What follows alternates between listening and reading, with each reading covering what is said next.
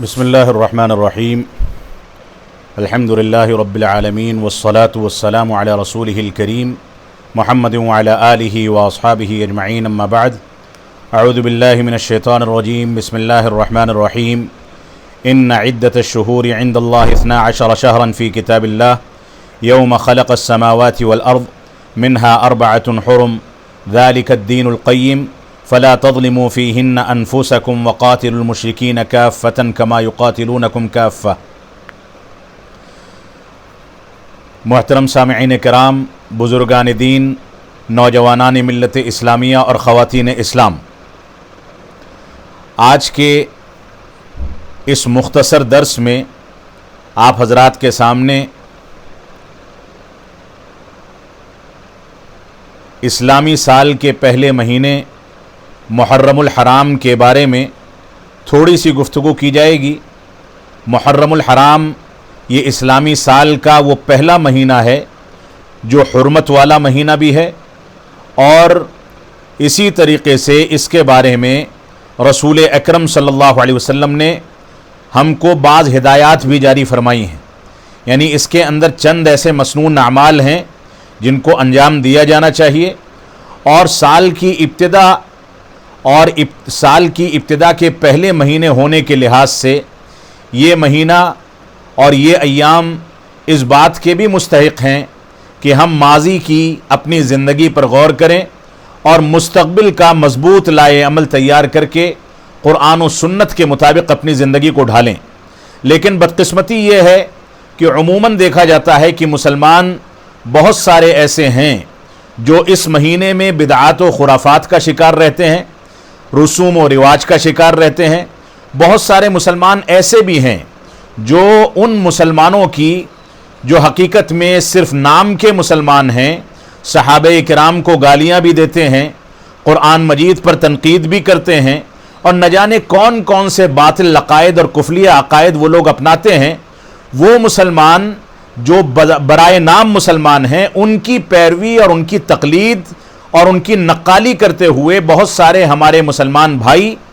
इस महीने की इब्तिदा में खुसूसन और पूरे महीने में बिलउमूम उन बिदआत व खिराफात और रसूम और रिवाज का शिकार हो जाते हैं जिनके बारे में उनको हकीकत पता ही नहीं है। वो जानते ही नहीं है कि जो अमाल वो अंजाम दे रहे हैं उसकी क्या हकीकत है, और उसके नतीजे में वो इस्लाम से कितने दूर निकल जाते हैं। इस वजह से हमारी ज़िम्मेदारी है कि हम कुरान और सुन्नत की रोशनी में इन मसाइल को समझ लें। जो आयत करीमा मैंने आपके सामने तिलावत की है उसमें अल्लाह रब्बुल आलमीन का फरमान है कि इन्ना इद्दतश शुहूरि इंदल्लाहि 12 शहरा, कि अल्लाह रब्बुल आलमीन के नज़दीक साल के महीनों की तादाद ज़मीन की तख्लीक ही से लेकर के, जब अल्लाह रब्बुल आलमीन ने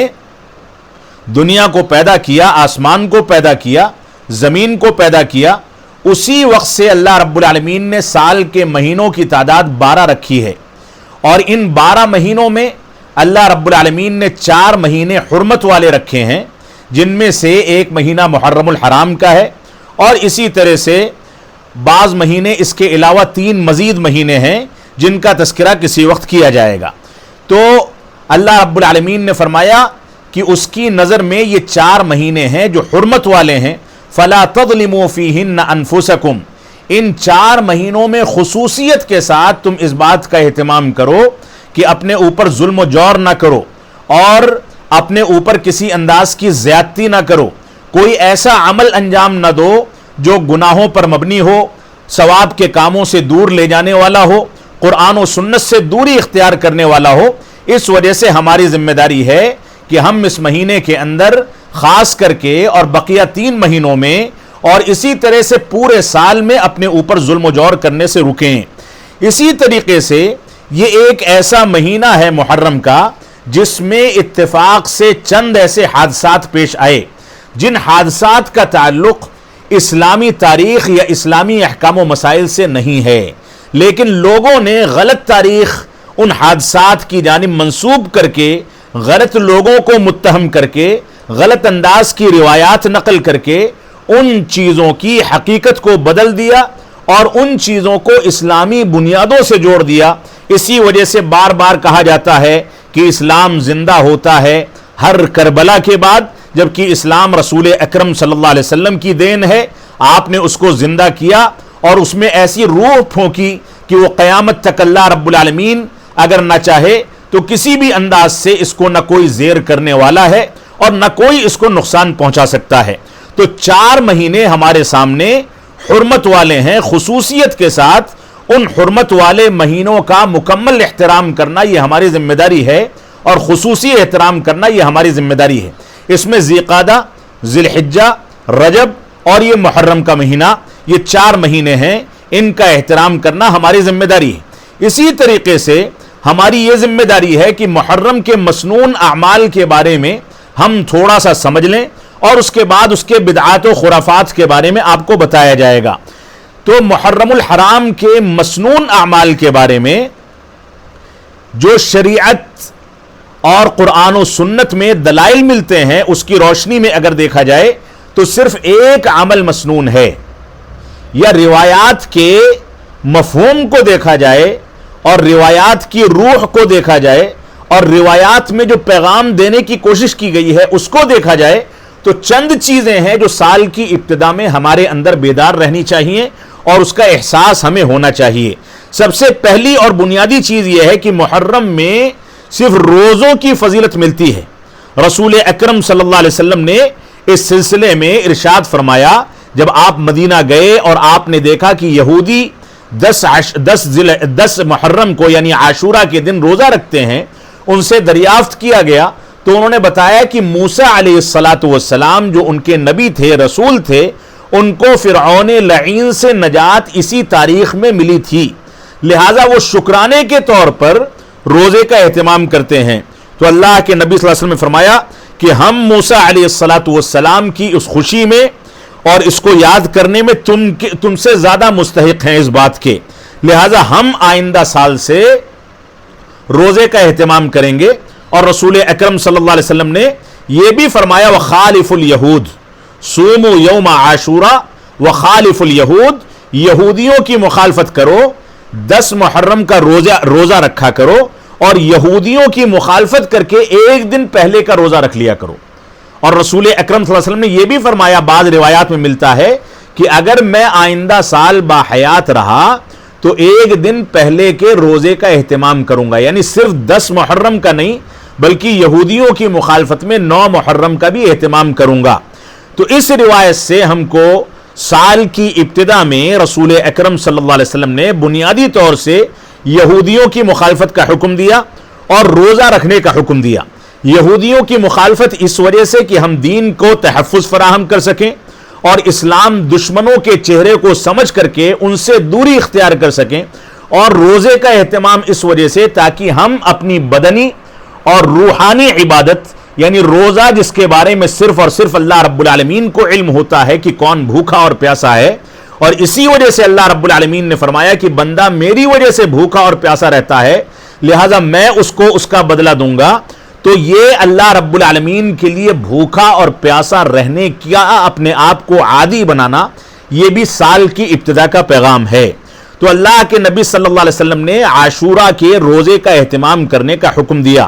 اور فرمایا، صحیح مسلم کی حدیث ہے، افضل الصیام بعد رمضان شہر اللہ المحرم، سب سے افضل روزہ اللہ رب العالمین کے نزدیک رمضان کے روزوں کے بعد یہ محرم کا روزہ ہے. اسی طریقے سے صحیح مسلم کی روایت ہے کہ یکفر السنۃ الماضیہ، اگر کوئی آدمی عاشورہ کا روزہ رکھتا ہے تو 1 سال پچھلے صغیرہ گناہ اس کے معاف کر دیے جاتے ہیں. کبیرہ گناہ مراد نہیں ہے بلکہ صغیرہ گناہ معاف کر دیے جاتے ہیں، یہ بھی صحیح مسلم کی روایت ہے. اور مخالفت کرنے کا یہودیوں کی جو حکم دیا گیا وہ مسند احمد کی روایت ہے. تو یہ ایک مسنون عمل ہے جس کا اہتمام ہم کو محرم کے مہینے میں کرنا چاہیے. اس کے چند مسائل میں آپ کے سامنے ذکر کر دوں. مثال کے طور پر 9 اور 10 کا روزہ رکھنا یہ افضل ہے، کیونکہ وہ روایت زیادہ راجح ہے جس میں 9 تاریخ کا تذکرہ کیا گیا یہودیوں کی مخالفت کرنے کے لیے. 10 اور 11 کا روزہ رکھنا بھی جائز ہے، اگر کوئی مخالفت میں 9 کا روزہ نہیں رکھ سکا 10 کا رکھا تو مخالفت پیدا کرنے کے لیے 11 کے روزے کا اہتمام کر سکتا ہے، یہ بھی جائز ہے. اور اگر کسی نے صرف 10 محرم کا روزہ رکھا ہے عاشورہ کا تو یہ بھی درست ہے. علماء کرام کہتے ہیں کہ اس میں بھی کوئی حرج کی بات نہیں ہے، اگرچہ افضل یہ ہے کہ ہم یہودیوں کی مخالفت کریں. اسی طریقے سے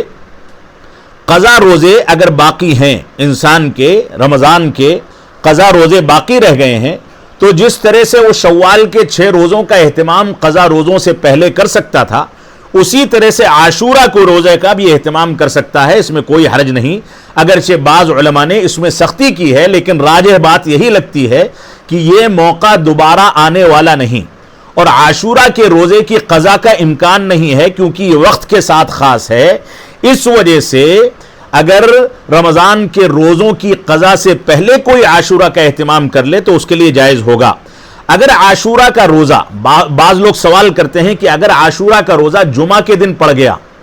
یا سنیچر کے دن پڑ گیا، جس دن روزہ خصوصیت کے ساتھ رکھنے سے منع کیا گیا ہے، تو ایسی صورت میں اس دن روزہ تب بھی رکھا جائے گا، کیونکہ ہم جمعہ یا سنیچر کے دن کی نیت سے وہ روزہ نہیں رکھتے بلکہ عاشورہ کی نیت سے رکھتے ہیں. لہذا اس میں کوئی حرج کی بات نہیں ہے، وہ روزے کا اہتمام کیا جائے گا. اور جمعہ کے دن خصوصیت کے ساتھ جو ممانعت احادیث میں وارد ہوئی ہے روزہ رکھنے کی، اس ممانعت میں عاشورہ کا یا عرفہ کا روزہ داخل نہیں ہوگا، کیونکہ عاشورہ کا روزہ عاشورہ کی وجہ سے اور عرفہ کا روزہ عرفہ کی وجہ سے یا 9 ذی الحجہ کی وجہ سے رکھا جاتا ہے. اسی طریقے سے عاشورہ کے روزے کی تحدید جو ہے، تاریخ کی تعین جو ہے، وہ اپنے اپنے علاقوں کی رویت ہلال کے لحاظ سے رکھی جائے گی. اس میں مکہ مکرمہ کا اہتمام کر کے وہاں کے لحاظ سے روزہ رکھنا یہ شریعت کے مزاج کے خلاف ہے. لہذا ہمیں عاشورہ کا اہتمام اپنے علاقے کی رویت کے لحاظ سے کرنا چاہیے. تو یہ تو مسنون اعمال تھے جن کا تذکرہ قرآن و سنت میں ملتا ہے، اور ان چیزوں کا اہتمام کرنا اور ان کی رعایت کرنا ہماری ذمہ داری ہے. اب دوسری چیز ہے محرم الحرام میں کی جانے والی بدعات و خرافات اور رسوم و رواج. اس سلسلے میں ہم کو یہ سمجھ لینا چاہیے کہ حضرت حسین رضی اللہ تعالیٰ عنہ اور یزید رحمت اللہ علیہ کے ضمن میں معاویہ اور مغیرہ بن شعبہ رضی اللہ عنہم کو طعن کرتے ہیں بعض لوگ. اس طرح کا طعن کرنا، وہ بھی سال کی ابتدا میں صحابہ کرام کو برا بھلا کہنا، یہ ساری کی ساری خرافات ہیں جس سے انسان اسلام سے خارج بھی ہو سکتا ہے. 10 محرم کو تعزیے نکالنا اور تعزیے سے منتیں مانگنا، اس کی تعظیم کرنا، حلیم پکانا، شربت تقسیم کرنا، پانی کے سبیلیں اور شربت کی سبیلیں لگانا، بچوں کو ہرے رنگ کے کپڑے پہنا کر کے حسین رضی اللہ تعالیٰ عنہ کے فقیر کی شکل میں تعزیے کے گرد طواف کرنے کا حکم دینا، اس مہینے میں شادی بیاہ کو ناجائز اور حرام سمجھنا، تعزیوں کی مجلسوں کا شوق رکھنا اور اس میں شرکت کرنا،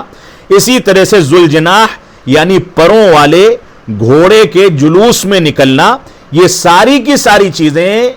محرم کی بدعات و خرافات میں سے ہیں جن سے ہم کو بچنا چاہیے. اس سلسلے میں اور بھی بہت ساری خرافات ہیں. مثال کے طور پر اجمیر کے اندر محرم کی رسوم و رواج کا آغاز ہوتا ہے اور زائرین کو لائن لگا کر کے منتیں مانگنی پڑتی ہیں.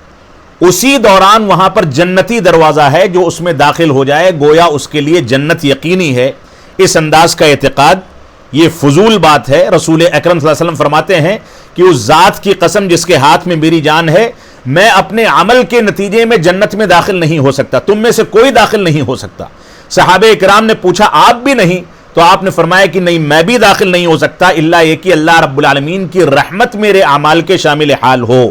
تو اللہ کے نبی صلی اللہ علیہ وسلم یہ تصور پیش کر رہے ہیں، اور ہم جا کر کے مزار پر جنتی دروازے میں داخل ہو کر کے اپنے لیے جنت کو یقینی بنانے کا تصور پیش کر کے اپنے عقیدے کو تباہ و برباد کرتے ہیں. اسی طرح سے محرم کی خرافات میں ایک چیز ہے 6 محرم کو حضرت علی اصغر کا جھولا، اور اسی طرح سے 7 محرم کو حضرت قاسم مہدی کا، اور اسی طریقے سے 8 محرم کو تابوت حضرت عباس کی برآمد ہونا، 9 محرم کو حضرت علی اکبر کا تابوت، 10 محرم کو تعزیے نکالنا، 11 محرم کو یوم زینب، 12 محرم کو شہدائے کربلا کی مجلس، اور اس انداز کے جو رسوم و رواج ہیں یا اس سے متعلق جو چیزیں انجام دی جاتی ہیں، یہ سب کے سب بدعات و خرافات ہیں. اللہ کے نبی صلی اللہ علیہ وسلم کا فرمان ہے علیکم بسنتی وسنت الخلفاء الراشدین المہدیین تمسکوا بها وعضوا علیہا بالنواجذ وَإِيَّاكُمْ وَمُحْدَثَاتِ الْأُمُورِ فَإِنَّ كُلَّ مُحْدَثَةٍ بِدْعَةٍ وَكُلَّ بِدْعَةٍ ضَلَالَةٍ وَكُلَّ ضَلَالَةٍ فِي النَّارِ۔ اللہ کے نبی صلی اللہ علیہ وسلم فرماتے ہیں کہ سن لو، تمہارے اوپر یہ ضروری ہے کہ تم میری سنت کو اور خلفائے راشدین جو ہدایت یافتہ ہیں ان کی سنتوں کو اختیار کرو اور اس کو مضبوطی کے ساتھ اپنے داڑھ کی دانتوں سے پکڑ لو، اور خبردار تم لوگ بدعات سے بچنا، کیونکہ ہر بدعت یہ گمراہی ہے اور ہر گمراہی جہنم میں لے جانے والی ہے۔ تو خلفائے راشدین سے، رسول اکرم صلی اللہ علیہ وسلم سے، صحابہ کرام سے، تابعین سے، تبع تابعین سے، اور اس کے بعد میں علماء کرام اور محدثین کرام اور فقہاء کرام سے اس طرح کا کوئی بھی عمل کسی بھی صحیح روایت میں نہیں ملتا کہ ان لوگوں نے اس طرح کی بدعات کو یا رسوم و رواج کو انجام دیا ہو۔ اور اللہ کے نبی صلی اللہ علیہ وسلم کا فرمان ہے خیر القرون قرنی ثم الذین یلونہم ثم الذین یلونہم، کہ سب سے بہتر زمانہ میرا زمانہ ہے اور اس کے بعد میرے بعد کا زمانہ اور میرے اس کے بعد کا زمانہ۔ اس پورے عہد ذری میں کہیں بھی اس طرح کے رسوم و رواج کا کوئی ذکر نہیں ملتا، تو یہ چیز دین کیسے ہو سکتی ہے؟ اور اللہ رب العالمین نے الیوم اکملت لکم دینکم واتممت علیکم نعمتی ورضیت لکم الاسلام دینا، اس آیت کریمہ کے نزول کے ساتھ حجۃ الوداع کے موقع سے دین اسلام کو مکمل کر دیا۔ اس سے پہلے جو کچھ دین تھا وہی دین ہے، اس کے پہلے جو کچھ دین نہیں تھا وہ دین نہیں ہو سکتا۔ دین کی جانب کسی چیز کی نسبت کی جائے اور وہ موجود نہیں ہے تو وہ بدعت و خرافات ہوگی، اس کی گنجائش موجود نہیں ہوگی۔ تو اللہ کے نبی صلی اللہ علیہ وسلم نے، خلفائے راشدین نے، علماء کرام نے، محدثین نے، تابعین نے، تبع تابعین نے، کسی نے بھی اس طرح کی چیزوں کو اختیار نہیں کیا۔ یہ رسوم و رواج جن کا تذکرہ کیا گیا ہے ان کی ابتدا ہوئی ہے 351 ہجری میں۔ معز الدولہ احمد بن بویہ نے، دیلمی نے جامع مسجد بغداد کے دروازے پر باقاعدہ عبارت لکھ کر کے لٹکا دی، جس میں یہ لکھا گیا کہ لعنت ہے معاویہ بن ابی سفیان پر، اور اسی طریقے سے دوسرے صحابہ کرام کا نام لے کر کے تاریخ ابن کثیر کے جلد 8 صفحہ 179 پر اس کے حقائق دیکھے جا سکتے ہیں۔ وہاں پر یہ عبارت لٹکائی اور اس عبارت کو لٹکا کر کے صحابہ کرام کو گالیاں دینے کی بنیاد پر ان رسوم و رواج کی ابتدا کی گئی۔ اسی طریقے سے 351 ہجری میں معز الدولہ نے عید غدیر خم کا اعلان کیا، جس میں ڈھول بجائے جائیں، اور شیعہ کے یہاں اس کا درجہ عید الاضحیٰ سے کہیں زیادہ رکھا گیا، عید الاضحیٰ سے کہیں زیادہ رکھا گیا۔ 352 ہجری میں یہ اعلان کر دیا گیا کہ ماتم کے اظہار میں 10 محرم کو بازار بند کیے جائیں اور لوگ ماتمی لباس پہن کر باہر نکلیں، اور پھر اس نے بغداد میں عورتوں کو سینہ پیٹنے کے لیے نکلنے کا عام حکم دیا۔ پھر یہ چیز رواج پا گئی۔ 352 ہجری میں کھانے پکانے کی ممانعت کر دی گئی۔ چہرہ پیٹنا، سینہ پیٹنا، زنجیر کے ذریعے بدن کو زخمی کرنا، ہتھیار کے ذریعے خون نکلنے کی حد تک بدن کو زخمی کرنا، عورتوں کا مردوں سے اور مردوں کا عورتوں سے آپس میں اظہار غم کرنا، مشابہت اختیار کرنا، بانس اور رنگ برنگے کاغذ کے ذریعے تعزیہ بنا کر کے اسے حسین سمجھنا اور اسے پوجنا، اس میں قبر بنانا، بچوں کا ہرا کپڑا پہن کر کے نکلنا، آگ جلا کر کے اس پر سے گزرنا اور اس کا طواف کر کے یا حسین کی نعرے بازی کر کے ماتم کا اظہار کرنا، یہ ساری کی ساری چیزیں 352 351 ہجری میں ایجاد کی گئیں، جو کہ اسلام کے عہد ذری کے بہت بعد کا دور ہے، اور علماء کرام نے اس کو کبھی نہیں سراہا بلکہ اس کو ہمیشہ اسلام مخالف کارکردگی قرار دیا، اس کے خلاف فتوے دیے گئے۔ تو شیعوں کا فتویٰ جو ہے وہ یہ ہے کہ ان چیزوں میں کوئی حرج نہیں اور ان چیزوں کو انجام دینا چاہیے۔ گال پیٹنا اور اپنی گریبان چاک کرنا، کپڑے پھاڑنا، غم کے اظہار کے لیے ان چیزوں کو انجام دینے میں کوئی حرج نہیں ہے، جبکہ اسلام ان چیزوں سے روکتا ہے۔ عقائد الشیعہ میں صفحہ نمبر 135 میں اس کی تفاصیل دیکھی جا سکتی ہیں۔ اللہ تعالیٰ کا فرمان ہے وَبَشِّرِ الصَّابِرِينَ الَّذِينَ إِذَا أَصَابَتْهُمْ مُصِيبَةٌ قَالُوا إِنَّا لِلَّهِ وَإِنَّا إِلَيْهِ رَاجِعُونَ، کہ صبر کرنے والوں کو بشارت دے دیں جب ان کو مصیبت پڑتی ہے تو وہ کہتے ہیں کہ ہم اللہ کے لیے ہیں اور اللہ کی جانب لوٹائے جانے والے ہیں۔ ان لوگوں پر اللہ کی رحمتیں اور سلامتیاں ہیں اور یہ لوگ ہدایت یافتہ ہیں۔ صحیح بخاری اور صحیح مسلم کی روایت میں ہے، اور یہ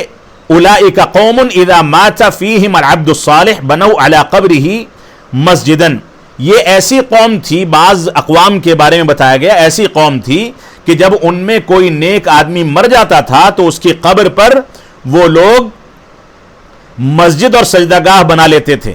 اور صورتیں اور تصاویر اور مورتیاں نصب کر دیا کرتے تھے۔ اللہ رب العالمین، اللہ کے رسول صلی اللہ علیہ وسلم نے ان کے بارے فرمایا اولئک شرار الخلق عند اللہ، یہ سب سے بری مخلوق ہے۔ اس سلسلے میں دو طرح کے دھڑے پائے جاتے ہیں۔ نواسب کا دھڑا، اس نے عاشورہ کے دن کو عید کے طور پر منانے کی بات کہی ہے، خوشی منانے کے لیے، حضرت حسین کی شہادت کے غم کے بجائے وہ خوشی مناتے ہیں، اور رافضہ اس میں غم مناتے ہیں، اور اسلام درمیان کا راستہ دیتا ہے کہ ہم اس تاریخ کو تو یاد کریں لیکن 3 روز سے زیادہ کسی کے لیے ماتم کا اظہار کرنا، غم کا اظہار کرنا، وہ بھی شرعی قواعد و ضوابط کے تابع ہو کر کے یہی جائز ہے، اس سے زیادہ جائز نہیں ہے۔ تو افراط و تفریط پائی جاتی ہے اور اسلام درمیانی راستہ اختیار کرنے کا حکم دیتا ہے۔ اہل سنت کے بعض افراد کا صحابہ کرام پر طعن کرنا بھی محرم کے بدعات و خرافات اور رسوم و رواج کا ایک حصہ ہے، جیسا کہ میں سمجھتا ہوں بعض لوگ حضرت امیر معاویہ رضی اللہ تعالیٰ عنہ پر، عامر بن عاص پر، مغیرہ بن شعبہ وغیرہ پر تنقید کرتے ہیں۔ اس کے علاوہ بعض لوگ حضرت عثمان غنی رضی اللہ تعالیٰ عنہ پر، بعض لوگ حضرت ابو ہریرہ رضی اللہ تعالیٰ عنہ کو غیر فقیہ کہہ کر کے ان کے اوپر تنقید کرتے ہیں۔ اسی طرح سے بہت سارے صحابہ کرام کو تنقید کا نشانہ بنایا جاتا ہے۔ یزید بن معاویہ پر غلط اتہام لگایا جاتا ہے کہ انہوں نے حسین رضی اللہ تعالیٰ عنہ کو قتل کرانے کا حکم دیا، جبکہ حقیقت یہ ہے کہ حسین رضی اللہ تعالیٰ عنہ کے اہل خانہ آئے اور انہوں نے حسین رضی اللہ تعالیٰ عنہ کے گھر میں ان کے اہل خانہ کے ساتھ سکونت پذیری اختیار کی، اور اخیر میں ان کو ہدیے تحفے دیے گئے، تسلیاں دی گئیں۔ اللہ کے نبی صلی اللہ علیہ وسلم نے فرمایا لا تسبوا اصحابی فلو ان احدکم، میرے صحابہ کو گالیاں مت دیا کرو، اگر تم میں سے کوئی احد پہاڑی کے برابر سونا بھی خرچہ کر دے تو میرے صحابہ کے 1 مد یا آدھے مد کے برابر بھی نہیں پہنچ سکتا۔ صحیح بخاری صحیح مسلم کی روایت ہے۔ حضرت حسین رضی اللہ تعالیٰ عنہ کی شہادت معرکہ جو ہوا تھا اس سے متعلق یہ وضاحت ہمارے سامنے ضروری ہے، جس میں لوگ افراط و تفریط کا شکار ہیں۔ یہ معرکہ دراصل حق و باطل کا معرکہ نہیں تھا، کفر و اسلام کا معرکہ نہیں تھا، اور نہ ہی یہ جہاد تھا، یہ ایک تاریخی حادثہ تھا۔ اگر یہ اسلامی جنگ ہوتی، کفر و اسلام کا معاملہ ہوتا، اگر ایسا ہوتا تو صحابہ کرام حضرت حسین رضی اللہ تعالیٰ عنہ کو نہ روکتے، انہیں تاکید کے ساتھ جن صحابہ کرام نے روکا ہے، کبار صحابہ عبداللہ بن عمر، ابو سعید خدری، ابو دردہ، ابو واقد لیثی، جابر بن عبداللہ، عبداللہ بن عباس، حضرت حسین کے بھائی محمد بن حنفیہ وغیرہ رضی اللہ عنہم اجمعین، ان لوگوں نے ان کو شدت کے ساتھ، تاکید کے ساتھ روکا کہ آپ کوفہ نہ جائیں، کیونکہ کوفہ والے کبھی وفادار نہیں ہوتے۔ حضرت حسین نے یہ سمجھا کہ جب اہل کوفہ انہیں مسلسل خطوط بھیج کر کے بلا رہے ہیں اور کئی ہزار خطوط جمع ہو گئے تو انہوں نے وہاں جانے کو ترجیح دی، اور وہ جانے میں حق بجانب تھے، صحابہ کرام روکنے میں حق بجانب تھے۔ اجتہادی مسئلہ تھا لیکن حق و باطل کا مسئلہ نہیں تھا۔ پھر انہوں نے مسلم بن عقیل جو کہ حسین رضی اللہ تعالیٰ عنہ کے نمائندے کے طور پر عراق پہلے بھیجے گئے، ان کو وہاں بھیجا گیا، لیکن عراق والوں نے ان کو قتل کر دیا۔ تو راستے میں حسین رضی اللہ تعالیٰ عنہ کا جب یہ خبر ان کو ملی کہ ان کے مسلم بن عقیل کو قتل کر دیا گیا ہے تو واپسی کا ارادہ کرنے لگے، لیکن مسلم کے بھائیوں نے اپنی واپسی سے انکار کر دیا اور کہا کہ ہم خون کا بدلہ لے کر کے جائیں گے۔ تو حسین رضی اللہ تعالیٰ عنہ نے ان کا ساتھ نہ چھوڑنا ہی مناسب سمجھا، کیونکہ بہادر انسان تھے، مظلوم کا ساتھ دینے والے تھے، اس وجہ سے انہوں نے ان کے ساتھ آگے بڑھنے کا ارادہ کیا۔ عبید اللہ بن زیاد جو کہ کوفہ کا گورنر تھا، اس نے عمر بن سعد جو کہ صحابی رسول کے بیٹے ہیں ان کو مجبور کر کے آپ کے مقابلے کے لیے بھیجا۔ تو حضرت حسین رضی اللہ تعالیٰ عنہ نے ان کو میدان کربلا میں 3 اختیارات دیے۔ اس کو غور سے سن لیا جائے، تاریخ طبری اور البدایہ والنہایہ کے حوالے سے میں یہ روایتیں ذکر کر رہا ہوں۔ انہوں نے فرمایا کہ میں تم کو 3 اختیارات دیتا ہوں، ان میں سے کوئی چیز تسلیم کر لی جائے، یا تو مجھ کو اسلامی سرحدوں میں سے کسی پر جانے دو، یا واپس مدینہ چلا جاتا ہوں، یا پھر لوٹ کر کے امیر المؤمنین یزید بن معاویہ کے ہاتھ پر بیعت کر لیتا ہوں۔ یہ 3 اختیارات دیے ہیں۔ یہاں پر معاویہ کے بارے میں، یزید کے بارے میں انہوں نے امیر المومنین کے الفاظ استعمال کیے. یہاں پر اس کے بعد عبید اللہ بن زیاد نے ان کے یہ تینوں اختیارات منظور کرنے سے انکار کر دیا اور کہا کہ پہلے وہ یزید کے لیے میرے ہاتھ پر بیعت کریں، یزید کے لیے عبید اللہ بن زیاد کے ہاتھ پر بیعت کریں،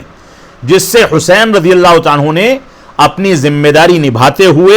پوری جرأت کے ساتھ کہا کہ نہیں، میں یزید کے ہاتھ پر بیعت کرنے کو تیار ہوں لیکن ان کی طرف سے تمہارے ہاتھ پر بیعت کرنے کو تیار نہیں ہوں. اور اس کے بعد معاملہ جنگ کو پہنچا اور حسین رضی اللہ عنہ کو پوری مظلومیت کے ساتھ وہاں پر شہید کر دیا گیا. اور یہ شہادت کیوں نہ ہوتی جب رسول اکرم صلی اللہ علیہ وسلم نے اس واقعے سے بہت پہلے، تقریباً 60 برس پہلے، یہ پیشین گوئی کر دی تھی کہ میرا یہ بیٹا شہید ہوگا. جیسا کہ یہ واقعہ 60 ہجری کے بعد کا ہے، 61 ہجری کے آس پاس کا ہے. تو حضرت حسین نے یزید کی بیعت کے لیے رضامندی کا اظہار کیا اور اس کو امیر المؤمنین قرار دیا. اس طرح کے الفاظ البدایہ والنہایہ میں ملتے ہیں اور اسی طرح سے تاریخ طبری میں ملتے ہیں. ان الفاظ کو دیکھا جانا چاہیے اور ان کی بنیادوں پر ہم کو اپنی تاریخی روایات کو دیکھنا چاہیے. آپ دیکھیں کہ کس انداز سے حقائق ہیں اور کس انداز سے ہم کو گمراہ کرنے کی کوششیں کی جاتی ہیں. اللہ رب العالمین ہم کو محرم کے اس مبارک مہینے میں روزوں کا اہتمام کرنے، بدعات و خرافات سے بچنے کی توفیق عطا فرمائے. اس سلسلے میں یہ بھی حقیقت ہمارے سامنے ہونی چاہیے کہ ہم کو یہ دیکھنا چاہیے کہ شہادت کس کی اہم ہے. اس سے پہلے حضرت عثمان غنی 18 ذی الحجہ کو شہید کیے گئے. عمر فاروق رضی اللہ عنہ یکم محرم کو شہید کیے گئے. حضرت علی کی شہادت ہوئی. شہدائے احد میں امیر حمزہ رضی اللہ عنہ شہید کیے گئے جو کہ سید الشہداء تھے. اور اسی طرح سے نہ جانے کون کون سی باتیں ہوئیں. یہ مارکا جو ہے 61 میں نے کہہ دیا تھا 51 میں ہوا اور خود حسین وہ 61 میں یہ مارکا ہوا تھا کربلا والا. اور اس کے علاوہ یزید کے بارے میں 51 ہجری میں ایک مارکا ہوا جس کے بارے میں صحیح بخاری کی روایت ہے. رسول اکرم صلی اللہ علیہ وسلم فرماتے ہیں اول جیش من امتی یغزون مدینہ قیصر مغفور لہم. سب سے پہلے قیصر نامی شہر میں میرا جو لشکر غزوہ کرے گا اس کے پورے لشکر کو اللہ رب العالمین نے بخش دیا ہے. اس لشکر کے کمانڈر یزید بن معاویہ تھے اور حسین رضی اللہ عنہ ایک سپاہی کی حیثیت سے یزید کی ماتحتی میں اس میں شریک ہوئے تھے.